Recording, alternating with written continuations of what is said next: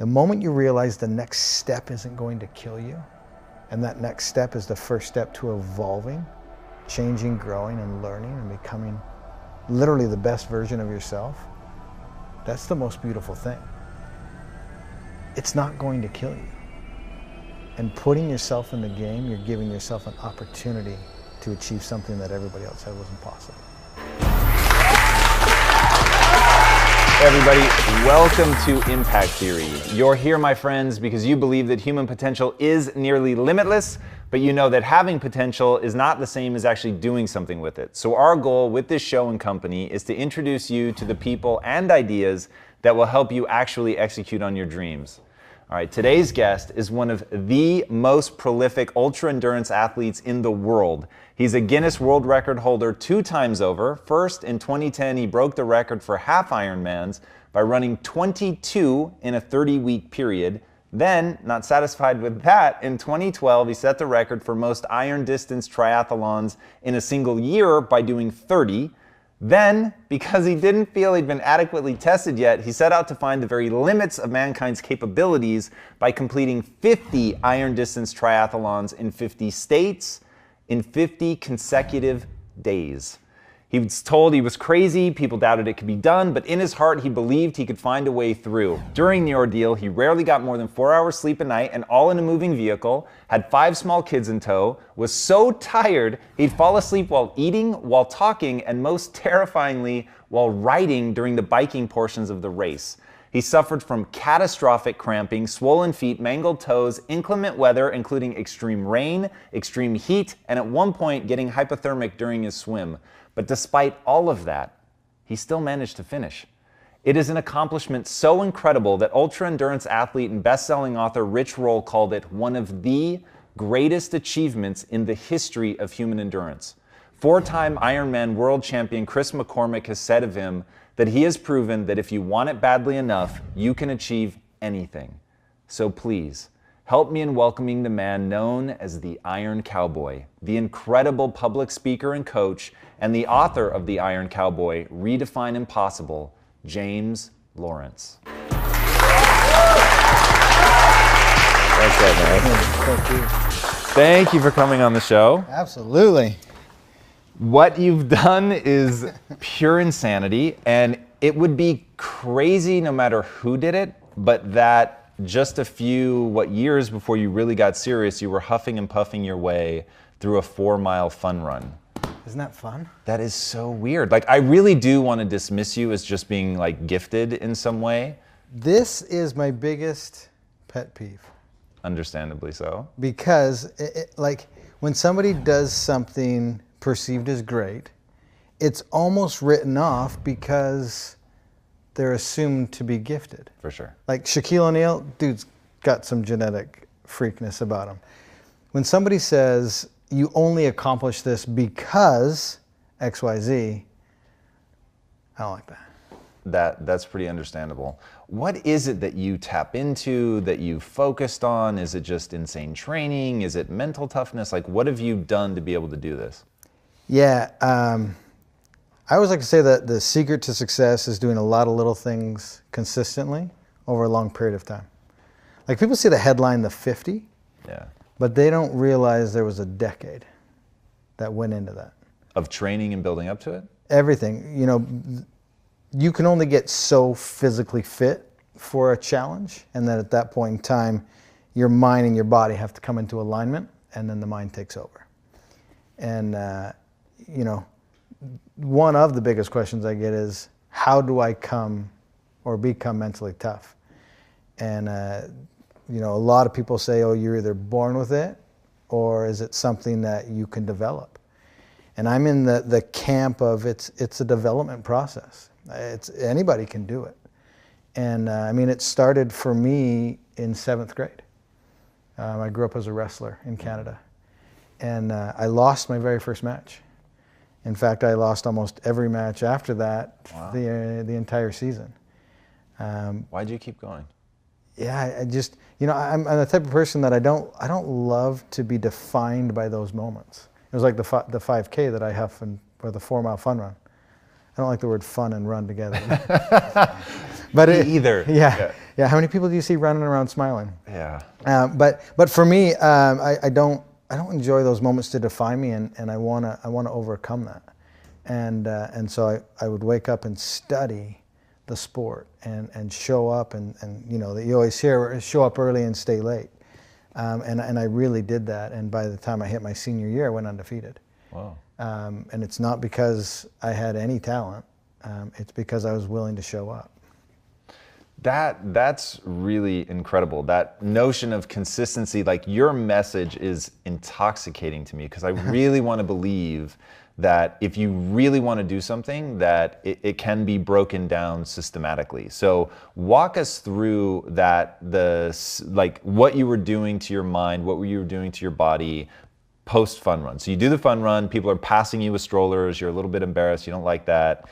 Clearly don't want to be defined by it. The worst part was when your wife sits you down on Thanksgiving and clearly says the words, "You're pathetic." Wow. Yeah, lovingly she said it though, right? But says those words, and like only a wife can. But then she says, "You know what? I'm going to sign us both up for the Salt Lake City Marathon, and we're going to go on a journey together, and it's in 5 months." And so I just, no idea what I was doing, dove in and just tried to figure this out, and ended up running the marathon. And no word of a lie, I hated every single step, just because I was way out of my element. I'd taken on too much too early. And when I finished that race, I had some tickets. I'm a big mixed martial arts fan.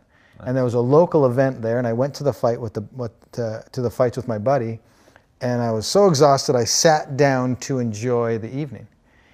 And the fights all ended, and I went to stand up to leave, and I couldn't. Whoa. Both my legs and knees had swollen up so bad. So in the machoist of environments, I've got to get a wheelchair brought in, and they cart me out of the stadium because I couldn't walk. And again, it was one of those moments that I wasn't going to allow that to define me. I was like, that's where my endurance journey ends, or is that where it starts, right? And so for me, that's where it starts. Everybody always says I have bad knees. And I say you have bad knees because you don't run. And because that guy right there in that stadium that couldn't get up and walk after his marathon shouldn't have gone on and did what I did. Which means also that I'm not talented or gifted. It was a process that I went through and figured it out. I was obsessed with that not being my defining moment, right? That's really interesting. So I'm imagining it. You're sitting there, MMA fight, super macho, wheelchairs coming. Yeah. At that point, are you planning about like, okay, I'm going to kick this thing's ass, or? No, in that moment, I was never running again. Walk me through that process. So I get asked all the time, like people ask you how to develop mental toughness. People ask me, how do you find that passion? And one thing I'm obsessed with is obsession. And I think that and I believe it's cultivated, right? So if you can create an obsession in your life, then there's a certain momentum that carries forward. So how did you go from I'm never running again to really becoming obsessed with getting good at these 3 sports, one of which, by the way, is running? Yeah. What was that? Was that a process for you, or did you feel like, no, it was like a bug that bit me and it just sort of took over? I think it was a little bit of both, because I really gravitated towards the cycling. And the swimming was a challenge for me. And the running in a sprint triathlon is only 5K. And it's more speed and explosiveness, which was fun, because I was, from wrestling, it's endurance, but it's strength and speed. And so that was kind of my background. And to have the early success that I did in sprint triathlon, it was a lot of fun. Do you think about winning, or is this all like a you versus you kind of thing? It's both, because I've won some races, and that's always fun. But now, as I get older, perspective always changes. I honestly still think my fastest Ironman is still inside me. Really? Yeah. And you want to bring it out, or? I do. Yeah. Again, people see the 50, which was a kind of an endurance completion type of thing. And I've been criticized that I don't have speed. Well, again, they don't see the 10 years prior to when I did have speed and the foundation that I built. The biggest mistake that I think people make with endurance racing is the same mistake that I made a decade ago, was a marathon was the pinnacle of running at the time, and I only gave myself 5 months to get ready for it. And I coach full time now with athletes, and one of the biggest things I try to get people to do is back down off the inspiration and let's build a foundation. Because having a giant goal is phenomenal, and you should. But as long as the time frame associated with it has the proper balance. Because when I did the first world record, had I had the idea to do 50 consecutive, it still would have been a great goal, but not in that year. I had to go through the process and take my knocks and learn and evolve and grow to get to that point where I could even, toe the line for 50. How much of the learning and growing was your body growing and getting stronger and more capable, and how much was knowing how to deal with what you were going to go through mentally? Yeah, both play a very pivotal role, because the amount of volume that I was doing, it's the smaller stabilizers, ligaments, tendons that don't develop as fast as muscles do. And that's why a lot of people get hurt, because they go too quick with the development of these things. And the muscles will always grow faster than the smaller stabilizers things. And people aren't paying attention to those details. And they just get so excited with the enormity of the journey that they're not paying attention to those small things. And if you overlook those, you're going to get injured and you're going to be sidelined. Mental's obviously huge. And that is the sword that you have to continually sharpen. So again, the goal would have been great in 2010. I wasn't nearly mentally tough enough. I had to go through that process to where I could wake up and do it. It's like a muscle. It's like a cardiovascular system. It's something that you can develop, but it takes time. Confidence builds confidence, and success builds success. And having not taken the right steps, I would have ultimately failed come time for the 50. Now, you've talked about the development of the alter ego, the Iron Cowboy. Yeah. And man, at first it came to me as like a passing reference, and then the more I researched it, the more I got into it. I'm utterly fascinated. Get us inside that. Like, what does that look like? Is it flipping a switch? What are the traits that the ego has? Yeah, so initially the Iron Cowboy literally was, I wore a cowboy hat during the marathon or run portion of my races so my kids could see me coming, right? And then the beard evolved. And if you take a real close look at my logo, it's the beard and the cowboy hat. Okay. Right? And then if you turn it sideways, it's IC for Iron Cowboy. Nice. And so a lot of thought went into it. But day 30, we'll fast forward all the way to day 30 of the 50, when massive struggle, massively trying to figure things out, incredible amounts of trauma. Day 30, I'm in Connecticut, and I'm 80 miles into the bike ride, and I literally pull off to the side of the road, I chuck my bike, and I curl into a ball and I start crying. And I had to start focusing on all the reasons and whys I was out there.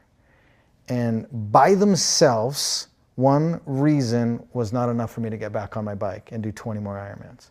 But as I started going through the list of everything that I was doing and why I was doing it, it's interesting because I would gather them all together, and I'd focus on this big ball, and I would bring it in close to me. And as soon as I focused on that, I started to experience a rebirth, because now I was focusing on the very, very next moment that I had control over, and everything that I was trying to accomplish and why I was there. And I call this process, now looking back on it, both a rebirth and putting on my uniform, which was the alter ego. And my uniform was those yellow sunglasses you've seen me wear in some of my pictures. And when I put those glasses on, that's when the Iron Cowboy comes out. And that dude is a bad, bad man. And there's nothing that's going to get in his way. And I do a lot of speaking from stage now, and I want to encourage people to find whatever their uniform is, find whatever their alter ego is. Because when you discover that and how to flip that switch, that's when nothing gets in your way. And that's where you shift your focus and you realize what your purpose is. And I knew if I had the courage to get back on my bike and finish that day and then do the 20 more, my life would be different. That you're thinking that while you're there on the ground. And this whole process was about 8 minutes. The whole thing from complete meltdown to breaking all of the purposes and whys down to the realization, the rebirth, and getting back on and going. And it can happen that quick. We're moments away every day from a decision that's going to completely change our life. Every single moment of every single day has a massive impact on where you ultimately end up. And so that was a huge turning point, but it was all the decisions before and after that led to that moment. If the journey you're on is big enough, and it's going to have enough impact and change your life and other people's lives, one reason's not going to be big enough. And you need to put a lot of thought and a lot of preparation and a lot of meditation into all of the reasons why. Because at some point in time, you're going to need to gather all those little bad boys up and intently focus on it to have enough courage to get back up and do 20 more Ironmans after everything that we went through.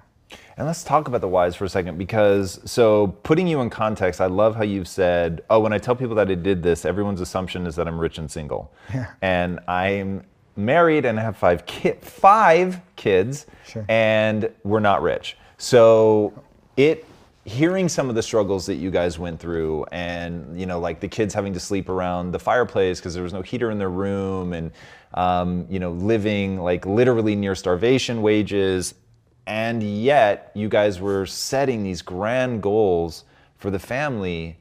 Why? Well, here's what a lot of people don't know about the journey because they just see the headline.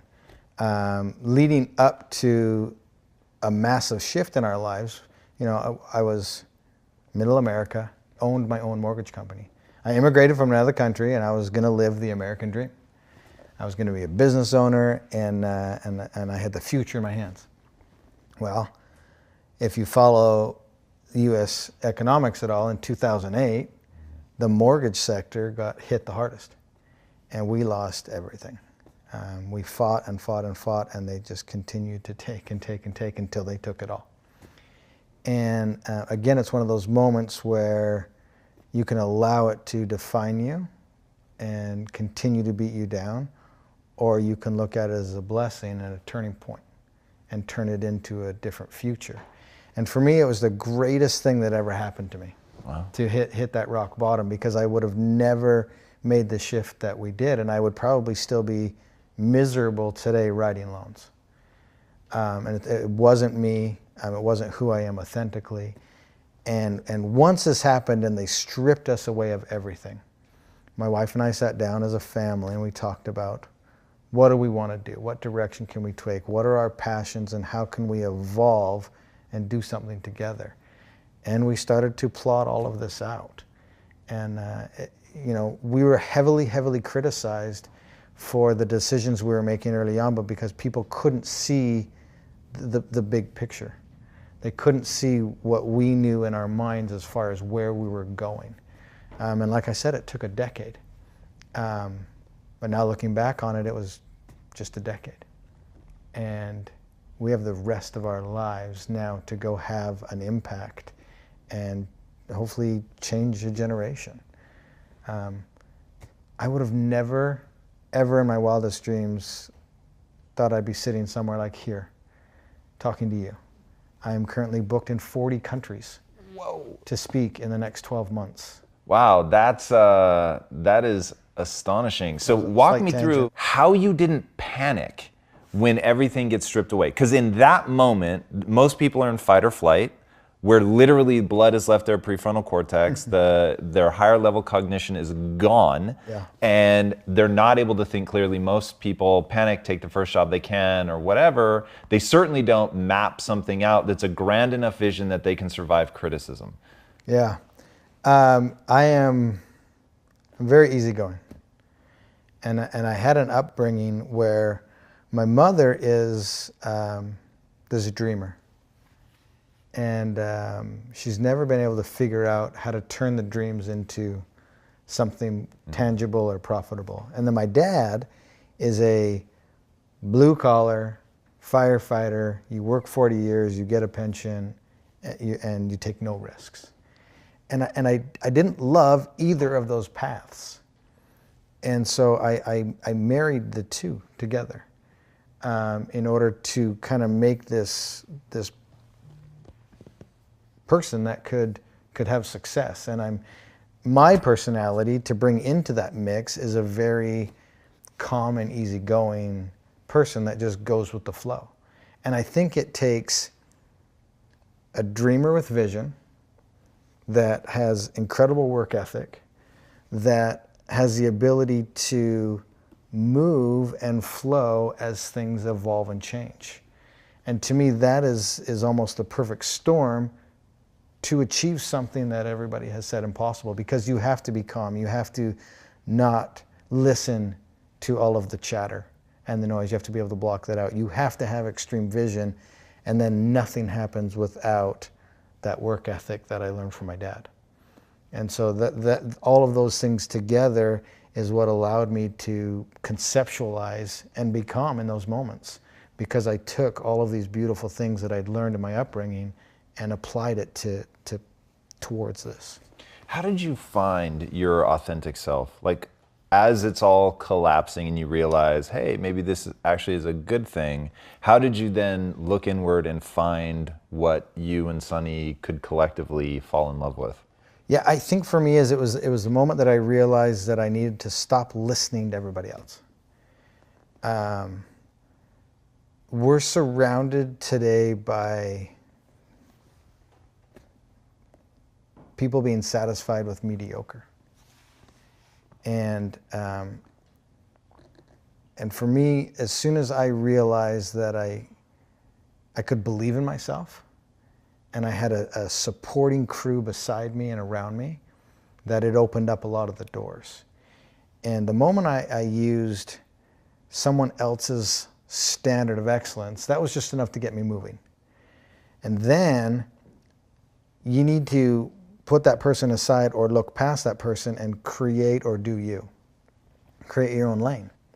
And so for me, once I stopped looking at what everybody else was doing and then truly believed in what I could do, that, combining it with all those character traits that I talked about before, that's when human potential is truly can be found and experienced. How did you develop the belief in yourself? I think just over a long period of time. Again, it's that whole mental aspect of sharpening that tool and putting yourself in situations where you can learn and grow. Success builds success, and confidence builds confidence. And just over time, as I started to do things, I was becoming successful at them. And I was doing a lot of little things consistently over a long period of time. And that's what allowed me to build the confidence to take on the next. And so it was learned. It was learned by doing and taking massive amounts of action. So you have to immediately act and go after it. Yeah. And what are you teaching your kids about failure, for instance? Like, how do you talk to them about the loss of the business? Yeah, we're really open about stuff like this with our kids because we want them to learn and evolve and grow. And, if they make a commitment, we hold them to it. Good example is my daughter. She wanted to do gymnastics, and about halfway through, she was like, "This is too hard," and I was like, "I don't care. You signed up. You gotta see it through." And she did, and she advanced so quickly and started to see success. She loves it. She stayed in it, but it's something she said she was going to do, and she needed to see that through. And that's one thing I'm really big on is if you say you're going to do something, you do it. And that's just the example I try to set now. And I also believe that kids are a product of our environments. And if you want your kids to be excellent, you have to be excellent yourself. And so that was one of the things when I'm laying there on the side of the road at 30 with 20 Ironmans to go, I said, man, I told my kids I would do this. And what type of example would I be setting if 30 would have been okay? Now, it would have been world setting. I know, it's so extraordinary. It would have been world setting, but I would have been the guy that said he was going to do 50 that did 30, and it would have been considered a failure. And so it was really, really important to me to do what I said I was going to do at whatever it took to do that. And I think that's a very valuable lesson for kids to see and to learn is you set any goal you want, dream, vision, whatever. You do the work it takes to get there. And then once you start executing, you see that through. Yeah, it's just a legacy that I want to leave for my kids. I love that. Do you think about identity at all? Like, do you think this is who I am and I'm a collection of basically things that I say that I am? Yes and no. What I've learned kind of looking back at what I've done is they're just milestones. I've crossed a lot of finish lines. I get the question, what's next, a lot. And what's next doesn't have to be in the same physical or mental category. And for me, what's next is this opportunity. We've written a book, and I get to go around and I get to speak. And the only thing I'm trying to do is to get people to open their minds as to what is possible. We're living in a day and age where we're limiting what we think is possible. We're getting in our own way. And my thing that I want to get people to do, and you've probably heard somebody say it before, but motion creates emotion. The hardest thing to do is start moving, engaging. Once you start to move and engage, you realize two things. One, it's not as scary as you thought it was. And two, you actually start enjoying what you're doing. It was the only thing that was scaring you was the first action. Dude, I'm just like every ordinary dude that's out there. I just have learned to put myself in the game. I've learned to show up every single day. The moment you realize the next step isn't going to kill you, and that next step is the first step to evolving, changing, growing, and learning, and becoming literally the best version of yourself, that's the most beautiful thing. It's not going to kill you. And putting yourself in the game, you're giving yourself an opportunity to achieve something that everybody else said was impossible. Yeah, it's really incredible. What do you teach your kids about that? About goal setting? Like, do you tell them to huge goals, or what does that look like? Yeah, they're young, and so they obviously know that I'm an advocate of huge goals. I heard one of your guests recently say there's a difference between vision and huge goals, and I really liked that. I want my kids to have vision, and I want them to have huge goals. And the thing about huge goals is you almost have to take the huge goal and shelf it. Don't forget about it, but shelf it and now focus on everything that's small to get there. You have to know that it's there, but in order to achieve it, you have to break it down because it's going to be overwhelming. So for us, example, my journey started with Hawaii, Alaska, Washington. And in order to get off the island of Hawaii in time, we had to start at midnight. So we didn't go to sleep, did Ironman number 1, touchdown in Alaska with just enough time to start Ironman number 2, got on a plane, touchdown in Washington with just enough time to do Ironman number 3. So 3 days, 3 Ironmans, 3 states, a total of 6.5 hours of sleep on a commercial airline in coach with 5 kids.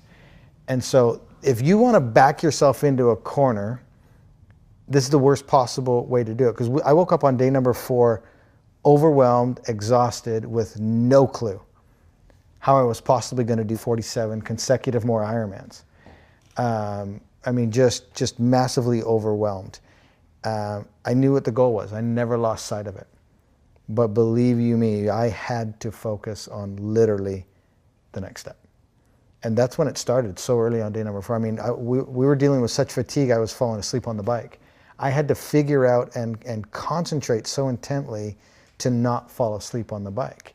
And as you know, I ultimately did. On day 18, I lost the battle, and I fell asleep on my bike and crashed. A lot of people don't know, too, because I didn't talk about it very much, but on day number 5, I tore my shoulder. Ooh. I had to figure out how to swim 45 Ironmans with one arm. I could figure this out. I just had to manage and become mentally strong with the pain. I love that. Your wife, Sunny, said in an interview, the problem is most people don't know what they want. Yeah. As a coach, what do you say, or as a speaker, what do you say to somebody who they don't know what they want? I've got a friend right now who's massively struggling, And it's the exact question I asked him. I said, what do you want? What's your passion? What are you trying to accomplish? He could not answer the question. And so my next question was, this is what you have to do first. You have to find out what you want and where you want to go. Then we can start formulating the plan. You can't formulate a plan and figure out the steps unless you know where you're trying to go. You'll just spin around in circles and probably move backwards. How can you go somewhere if you don't know where you're trying to go and what you're trying to achieve? And do you have a process that people can use to find that thing? To find that thing, I mean, it's going to be different for every single person. Just like my kids with sports and different things that they're doing, they're trying a lot of different things. Allow yourself to have opportunities. Here's what people do, is they get dead set on the journey that they want to take, and they're so rigid with how they're going to get there that they don't see the door over here, and they don't see the bend in the river, and they try to cut because they know they're going right here, and they try to cut through.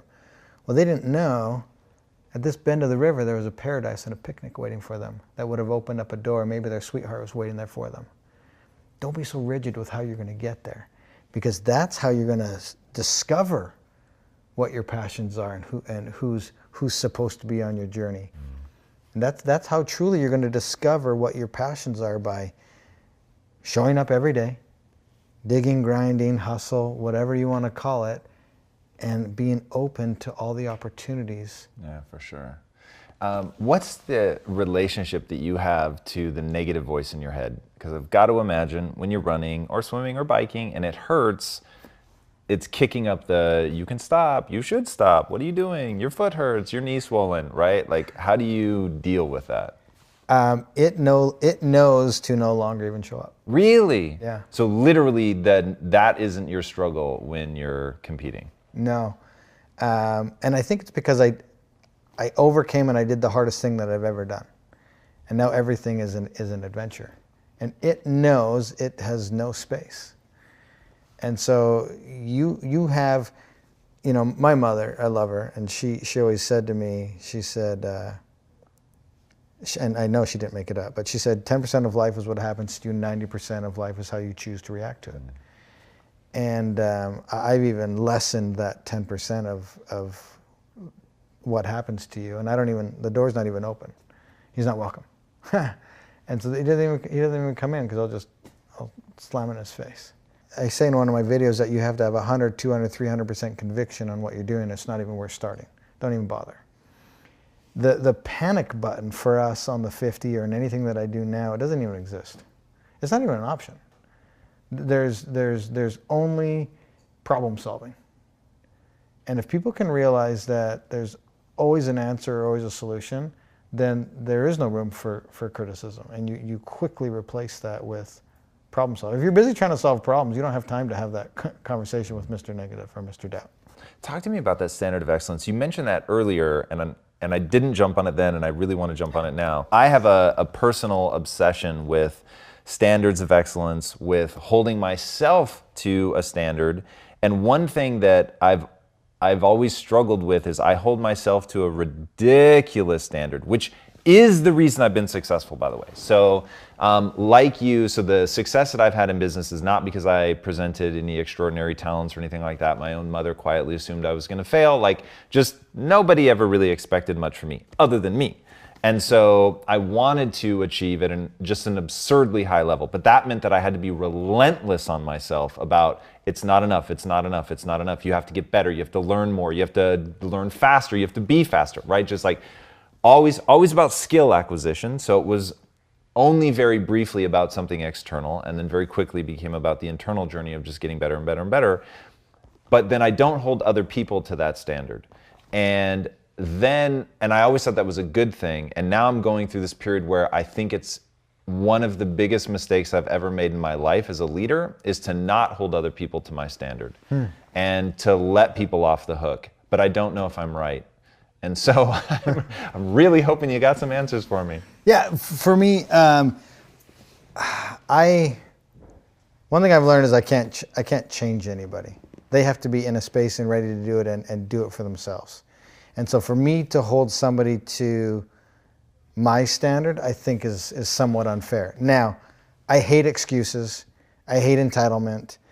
I want to hold people to that standard, but it's not fair because they're on their own journey, and I'm not living from their perspective. Everybody's heart is different. And for me to judge somebody else to my standard is unfair because I don't know where they are in their journey. And they could be at the beginning stages, and it would have been unfair to judge me at 24. 41 today. I've learned a lot, and I've grown a lot. So my standard at 41 is different than my standard at 24. So if I'm trying to hold a 24-year-old to my standard, probably not realistic. Maybe I'm cautioning people that are listening to take a step back and to understand, take a minute to understand what that person's heart possibly is and where they are on their journey in retrospect to where you are on your journey. That's really, really insightful. I love that a lot. And knowing what somebody's heart is, I think is, I'm going to use that. That's really, really interesting. I want to talk about your wife for a second, who, this whole journey with you guys as a couple is pretty extraordinary. Oddly enough, my wife and I have been together for 17 years as well. How have you guys learned to communicate? What are some tools and tactics that you guys have used? Like, my wife and I define terms. So what does it mean when you say, I promise? What does it mean when you say, it's important to me? So we have a bunch of things like that we call rules of engagement, where it's like we know how to act in a given scenario. And I know there was one time where, I can't remember what Ironman you were doing, but you had crumbled down and you didn't want to get back up, and your wife wanted to speak to you on the phone. You refused to take it because you knew that she'd never take no for an answer. Yeah. Obviously my wife and I have evolved a lot together, and a huge part of that is communication.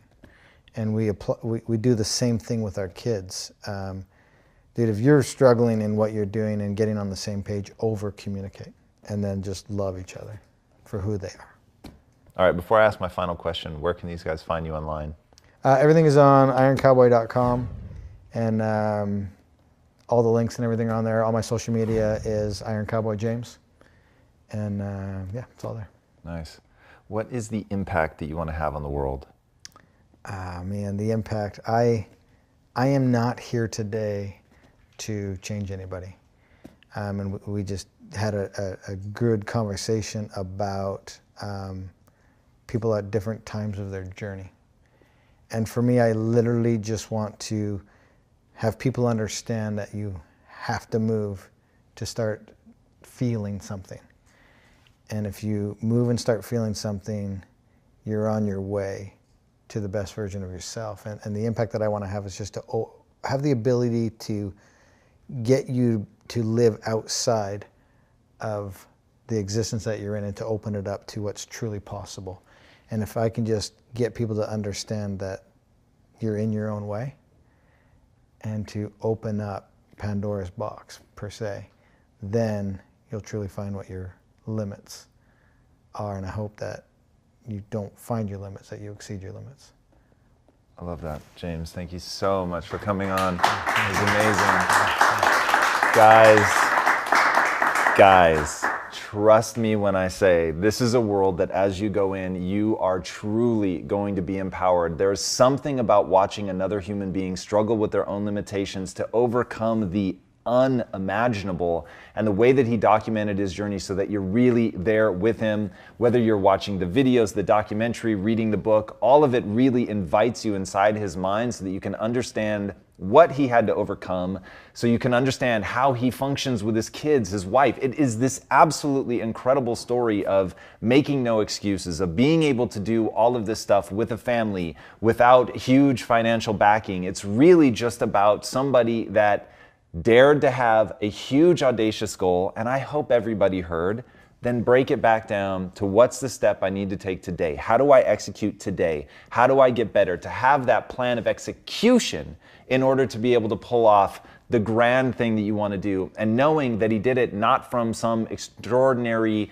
gift of genetics, but really just doing a lot of little things consistently right. So show up, figure out what your journey is, get moving, as he said, to get that feeling and to know that success breeds success, confidence breeds confidence, and you guys will be able to do anything you want. That is what everybody says about this guy, that his journey is going to prove that to you in no uncertain terms. And I'm telling you, researching him was such a powerful reminder for me that the only limits are the limits that I set for myself. All right, if you haven't already, be sure to subscribe. And until next time, my friends, be legendary. Take care. My friends. Hey everybody, thank you so much for watching and being a part of this community. If you haven't already, be sure to subscribe. You're going to get weekly videos on building a growth mindset, cultivating grit, and unlocking your full potential.